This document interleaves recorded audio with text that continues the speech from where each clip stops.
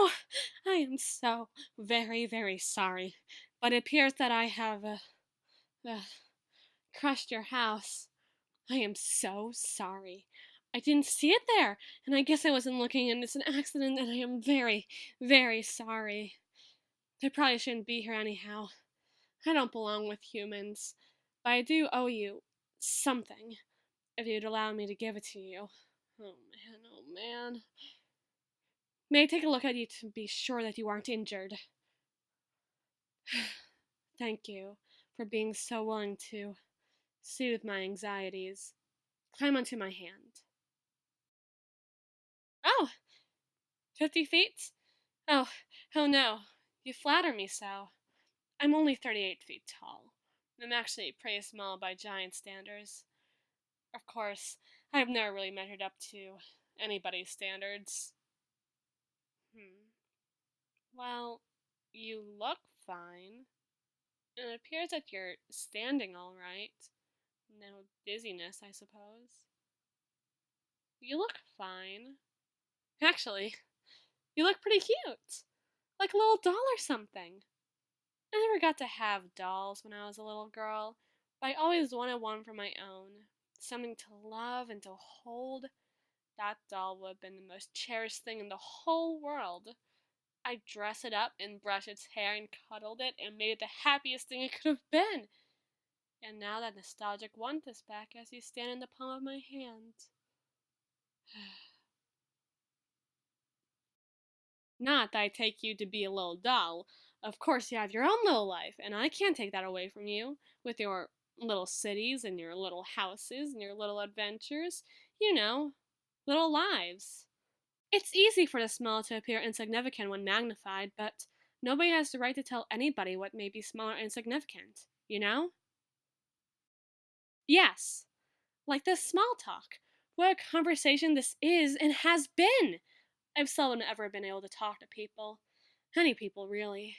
I haven't been able to find any giants, and you're the first little person who's been willing to talk to me, even after I crushed your tiny little house. I'm so sorry about that right away. But, I don't know how to build a new one, but I can't let you be homeless after my mistake. I don't know. What do you do when you step on an anthill or something? Sorry. I didn't mean it to be offensive. I meant for scale. Let me try that again. What would you do if you ruined a bird's nest?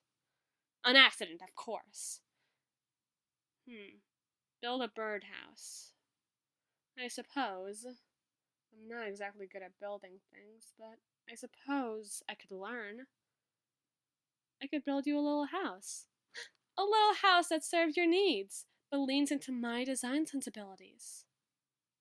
I guess that sells things. I owe you, and I cannot let that debt go unpaid. You must understand what that means. I'll rebuild your home according to the sensibilities of giants, and it'll be a marvelous little thing for you. But during that time, you must live with me. After all, where else are you going to go? I won't let you scavenge the streets, and I don't want to lose the first friend I've ever made. What do you have to return to anyhow? Do you really want to go back to that life you live now, where you're no better than an ant? I mean, think of it. You should be humbled by the idea that out of every potential person in that town, I picked you to be my companion. Well, I rebuild your house. Of course. I'll rebuild your house. I promised I would, and promises are made to be kept. But, it might take a while. I have to learn how to do it, and it'll take weeks as it is to find the right tools for me to even begin building. And that's not talking about other supplies and actually building a house for you that's up to your standards. And even then, I'm sure that other things will come up. That's life. This could take a while. This could take so long. So, I'm trying to suggest to you that maybe you should get comfy. And naturally, if I took you into my home while I was building your house, you wouldn't be remiss, would you? Right? After all, I can't just force you into the streets like that.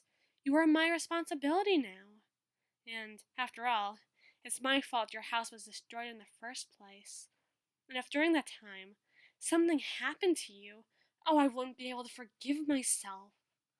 But If I was able to take care of you, if I took the time to feed you and dress you and, well, would you prevent me from doing that? From taking care of you? Could you prevent me from doing that? Can you prevent me from doing anything I want? No, you can't. You're lucky my morals are so high, or else you would be up a creek without a paddle. Yes, indeed. What in the world would you do without me?